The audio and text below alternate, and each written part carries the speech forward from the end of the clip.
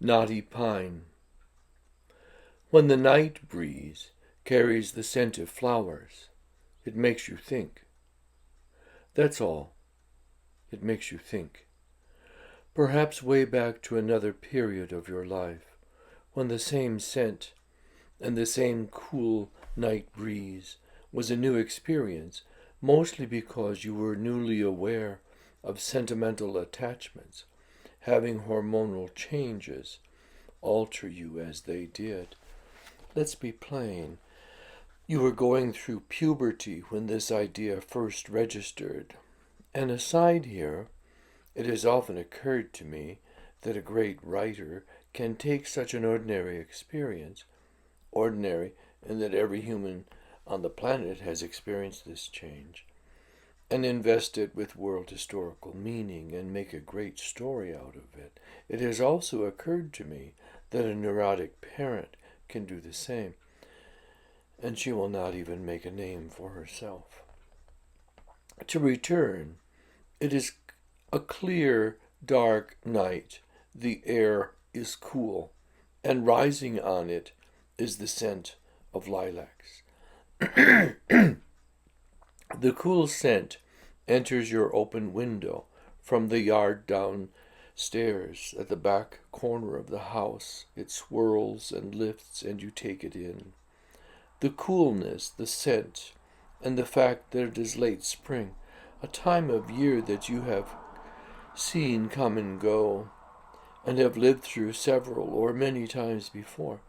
They pervade your thoughts and dreams. The scent, the cool breeze that stirs on the darkest of nights, and the season. How many blossoms are open at night? The list must include lilacs, although I do not know for sure. It does include other blossoms that bloom on bushes. If you are on a hiking trail an hour after twilight when the moon is full, you will see them. And if you stop to look closely at these flowers that bloom in the moonlight, you will notice some caterpillars dangling from the twigs under the flowers. You may mistake them at first for catkins, but you will learn that a plant with catkins does not have large petaled flowers, because catkins are simply another odd dangling sort of flower. And if you touch one of these larval worms out of curiosity, it will be warm still from the heat of the day. There is not much warmth to be gained from the moon, is there? So it will be from the heat of the day, not 2 hours gone. They will be fleshy, plump, large, translucent white caterpillars, glistening there in the moonlight. They too come out at night. They are the caterpillars of moths that will live at night, and now they grow on this night-blooming shrub along the hiking trail. Where you are well after dark, for God knows what reason. Perhaps you were restless and needed to think. You started well before dark, but the night caught up with you, and you kept walking because you still needed to think. And occasionally, a lone cyclist will pass you and say hello before you even recognize that anyone is there. He is going from town to town on a bicycle instead of a car because he works odd shifts at the glove factory that is being phased out. It will be moved offshore to another country before long. All they have at the plant now is odd shifts. He must get to work even though he is temporarily without a license because he had been drunk while driving and his license got suspended. Now I would like to speak in the first person instead of speaking about the night breeze and so on. There are those who would say that great literature is a prayer for mercy. It is a prayer at the cosmic level. I am largely in agreement with this. One only needs to read Cervantes or Shakespeare to know about literature at its finest. Both being very early practitioners of highly charged fictional or historical storytelling, I might add. And we only need a little empathy with the people in those stories to begin to abhor the miserable human condition and to experience viscerally the overpowering need for a great deal of mercy. If literature at its best is an extended plea for mercy, then I can only logically add, God help us. Now I have added my own words to this prayer. Now here is my story. It is wrapped in a sentence that I heard once a long time ago in a television documentary about an important writer. I say that only to connect to it. Of course, more importantly, it is a truth about my life, perhaps a central one. The author started one of his fiction stories this way. The first time I killed a man was in a windmill. As I said, he was dedicated to fiction. However, I am not, and I repeat. The first time I killed a man was in a windmill. He was not a man, but a boy my own age, between 11 and 12. Then. I should add then, for me, forever, for him. The mill I allude to did not run by wind, but by the surging force of a river that flowed past it. It was a water-run mill. If I were to give you all the details, I would also tell you that it did not mill wheat into flour. Rather, it milled logs into boards for the furniture industry that thrived around there some time before, say in my grandfather's time. I am quite sure of this because he came to this country from Ireland by way of England, where it must be said jobs for displaced Irish were in short supply. He was a fair and honest man who figured the board feet of all the timber that had been skidded by horse teams into a staging area, and then each log individually sent down a wooden flume, where it splashed hard into the deep and surging river. The mill, where the logs ended up, was now the property of a distant relative of my great-grandfather. I say distant because it was on his sister's side, not his. Those names get lost over time, sadly, and one is never quite sure of one's relations. The young family purchased it to make a cozy weekend getaway, and they had a plan to convert it entirely into living space. We had access to it, my friend and I, as long as we promised not to go near the railings, which were not well secured anymore. There was a kind of mezzanine or catwalk from where the belts and pulleys could be worked on. We were not allowed to go there. However, the cupola that capped the entire structure was deemed safe because the roof it was mounted over was strong, and it held its shape for more than 150 years. What's more, the stairway leading to it had held up over the years, not the least for the fact that the entire structure had a roof of heavy-gauge steel. The rafters were trussed up near the peak. This feature didn't interfere too much with the lofty interior volume appropriate to a sawmill. The cupola's roof was also finished in steel, which was some job because it was a slender dome. Consider the pointed end of a chicken egg standing up, with eyebrow roofs over each of the 4 dormers. The inside of the windows had wide ledges and deep-set casings made of large timbers covered over in knotty pine that would hold an 11-year-old boy, we braced ourselves entirely within the window case and raised ourselves up by placing our feet firmly on one side of this casing and our backs on the other, thus bracing ourselves within the window firmly enough to inch our way up the 8-foot high space. Once high within the window, we perched for as long as our legs could stand it. From there, we looked out and surveyed the river and the neighborhood that had grown up long ago around the mill. Occasionally, in midsummer, the shrieks and giggles of young people, both locals and college students, floating down the river in tire tubes, reached as far as the cupola. We called these people tubers. I guessed that in the space between the ceiling and the roof there lived a family of squirrels, because the debris on the floor contained the broken empty shells of black walnuts as well as beechnut husks. The other constituent, beer bottle caps, was our doing. We always took the bottles themselves home. My parents would not miss the full bottles. Who can remember whether he drank 8 or 9 bottles the night before?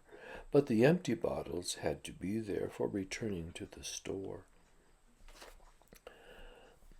Why should an idle summer day, drinking a bottle of beer, one between us, with a friend high up in an old cupola, be one of the great aesthetic experiences of my life? I have learned of painting and music and drama. I have had many beautiful experiences in nature. It is not the memory of a stolen pleasure that makes the moment stand out. It is living and doing, entirely on our own during summer recess. It is being. Perhaps it is being relative to nothingness, as some thinkers have said. The two of them, shall I say, are closely bound. When you are on summer recess from Catholic school and you are 11 and a half. My name is Martin. His name is Calvin. He was the handsomest boy in school, and everyone liked him. He was also very, very smart. His parents were poor, and I don't want to be rude, but I must be honest, they were not very bright. I watched him once when we were both by chance at a gas station at the same time. I was on the far side of our car, in the back seat, half asleep, leaning against the tan leather upholstered door pull. He saw my little sister and slowly waved with a big open hand, the way Mickey Mouse waves in a parade, except Calvin had all his fingers. The finish of their car was sun-damaged. It was hazy, the way a blueberry is hazy. Except the color that showed under the hazy blue, the previous color of their car was faded burgundy.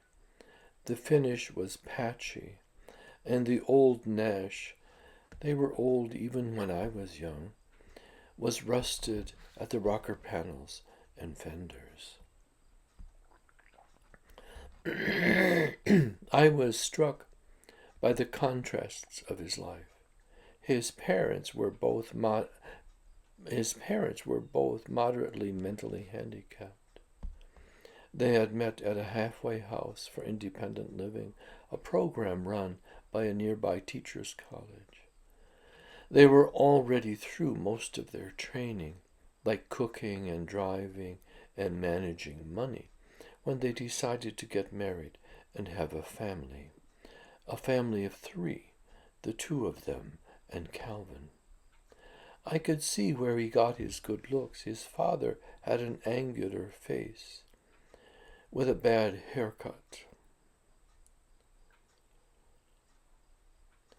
On Samuel Beckett, the same haircut, different tufts at different lengths, pure black, parts of it slanted like a field of wheat after a hailstorm, not recently washed, showed the independence of a free-thinking artist.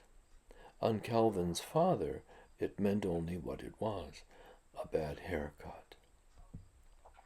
And his bronze face was full of lines, even in his early 40s. I later learned that his perpetual yachtsman's tan was the result of an untreated blood disease that damaged his body and all the systems in it by holding on to too much iron. Hemochromatosis was the name of it. In fact, it could have been easily treated by the old-fashioned method of bloodletting every month or so. That is, if it had been detected sooner. Anyway, it killed him by the time he was 60. Calvin's mother was a little overweight, and she had a rosy, round face. They were nice. They were good to me when I went to their home. She made banana bread on Tuesdays. I never liked sweets, but I ate it with enthusiasm on Tuesdays throughout the summer. I drew the line at milk. I hated milk, still do. So she made breakfast tea for the 2 of them and me to have with the banana bread, while Calvin drank milk from an extra big tumbler, and it seemed he could never get enough. In any given situation as a child, I always thought about what was not right with any given life I observed. In the simplistic way that I assembled life's wisdom then, I was sure that Calvin was limited. He would learn to be a nice guy to his parents, his challenged parents, but he would never rule the universe as we speak of it now. There was too much specific knowledge needed to do what he needed to do, and simply too much to do. How would he find the time or interest or energy to accomplish much more than that? Now, however, I am quite sure that I was wrong. A life skill is a life skill, and it may serve you well. He already knew how to be a good friend to me. Sometimes he even combed my hair. He stood in front of me and, with great attention to detail, applying dabs of styling cream as needed, patted and combed through my frizzy sandy hair, until it lay in plastered waves. He did for me what he did for his father, got him ready for church. Except usually the 2 of us had no intention of going to church.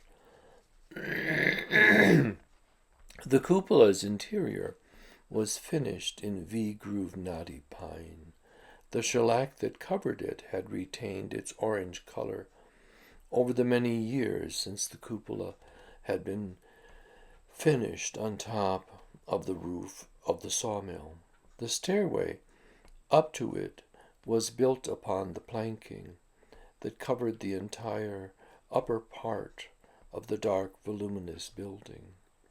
We climbed about 9 oddly steep steps that were painted red, and that had accumulated some wear on the treads, footsteps having worn down the soft pine they were made of. In addition, the paint had a fair number of chips in it. The glow from the dorm windows filtered evenly through a grated opening on the floor of the cupola. The soft glow lit the otherwise brown space, like Rembrandt's chiaroscuro, everything flesh made beautifully alive over a field of burnt umber. Brass fittings ran through the floorboards of the decking, and what seemed like furnace chains ran through them. Above, in the cupola, these chains connected to large transoms within the dorm windows, and below they were fitted with bulbous iron handles painted yellow for visibility at the center of the workspace. Calvin and I always adjusted these to full open and left the entry door ajar so that a steady flow of air would move either up or down through the building. That and the spaces between some of the exterior boards always made for a change of air. I will tell you the story of his death, the way I remember it now, with most of the emotion gone. It may come across as gruesome, especially the dream parts, but you must remember that the dream parts are not real. His mother, when we left the house, sometimes warned me not to hurt him in the leaves. She remembered that when he was little and they buried him in leaves for fun, his bronchial tubes closed up and he had struggled to breathe. This was the first experience of the leaf mold allergy that continued to afflict him. After that, they never let him near the ground in the fall or spring when leaf mold is most active. The sign of his having a reaction was his strange coughing, weak and persistent, seeming almost a psychological tic, and repeated attempts at throat clearing. His throat began to tickle. Then he knew that he had to take a spoonful of honey or drink water, if that was all he could get hold of, to quell the tickle and keep the allergic reaction from progressing. Another thing, he could not go near lawn mowing machines because they kicked up the thatch below the grass, and this thatch contained great quantities of leaf mold. On the knotty pine ceiling of the cupola, there was a simple attic door, a rectangular cutout, covered from the top with a trap door that you moved aside like a manhole cover to get to what I guessed was a dark and dusty ceiling space. It had on it two wrought iron handles painted shiny black, a little larger than the door handles of a garden shed. After leveraging my way up the window case, on my feet and back, when it seemed I was high enough, I leapt and grabbed these two handles. Everything to do with the ceiling, which we had safely sat beneath in the open space of the cupola many times before, for great lengths of time, unknown to us, was dry-rotted, including the movable trapdoor. The door came down, some of the ceiling with it, and I fell to the floor. Down with it came a flood of molded leaves that were dry and musty. Millions of spores hit Calvin's lungs, and his bronchial tubes clenched. He never breathed another drop of air. He looked at me with a mixture of panic and puzzlement. Why would his lungs not take in air? I poured beer in his mouth. Same thing. It would not go down his esophagus. He was getting weak. So I didn't stand him up. I snuggled in behind him. Then I pulled my clenched hands hard into his body below his sternum. It did not work. I laid him down, pinched his nose, and breathed hard into his mouth. I used all the force I had. I was panicked. I used a lot of force, but his pipes would not open. With his last bit of strength, and at the far edge of consciousness, he put his hand on my shoulder, signaling me to stop. Then he positioned me and pulled me hard, my chest to his chest. That took the last of his strength, and it used all the breath he had in him. He died at that moment. In my dreams, however, his death goes on. He always throws himself down the steps, convulsed with fear. He falls down to the work floor. He lands with his back on the 8-foot diameter saw blade. It cuts through his ribs on the left side of his body and pins him. He finally opens his eyes and reaches toward me. In this helpless position, his lungs take in air, and his stubborn bronchial tubes open, just in time to be flooded by blood, which is dark in color and begins to spurt from his mouth. He is still looking, not at me, but at some random point in space. His hands go down, and he dies. Calvin's grandfather, on his mother's side, had been a literary scholar. In his dotage, he said some useful things. He once said to Calvin and me, "Tragic heroes do not fence with poisoned foils. They are crucified. They are always crucified. That's how the human species does it." He continued, "This is my only objection to Hamlet, otherwise a masterpiece. To show you a little more of what I mean, this was his assessment of Christianity. It is either a peevish philosophy with many exemplars, or it is a beautiful philosophy with few. I say it was once quite beautiful." He had a habit of saying things like that and just leaving them. His parents forgave me. They were much more sophisticated than I thought. They saw how Calvin's death affected me, and they forgave me completely. Their pain was unspeakable. Mine was beyond comprehension, and did not end in my youth. Do you know the slats that go between the boards of a wooden structure when the builders want to make it extra airtight? They are called battens.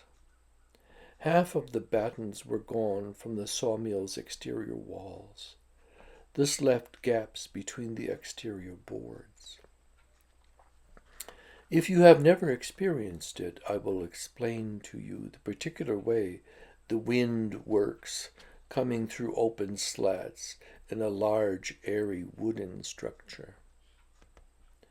It blows in among the boards, especially when there is a windstorm with little or no rain, and it howls. It is a particularly large howl. It fills the space. The whole space becomes a kind of ethereal pipe organ. It is a sound that overwhelms you when you are suddenly alone in a large, cavernous space, like the old mill where we spent some of our summer afternoons. This sound, whenever I hear it, or remember it, or dream it, makes me think I am falling through a great vastness at the middle of the earth. Such a feeling, such a sound, when you have killed someone, as I have, in the time and place I have described, will invade your dreams, even when you are old. You may think my ending enigmatic or prosaic or poetic. I don't know, but here it is. When you have said that Knotty Pine is visually busy, you haven't really said much. Either you like it or you don't. I don't. The end.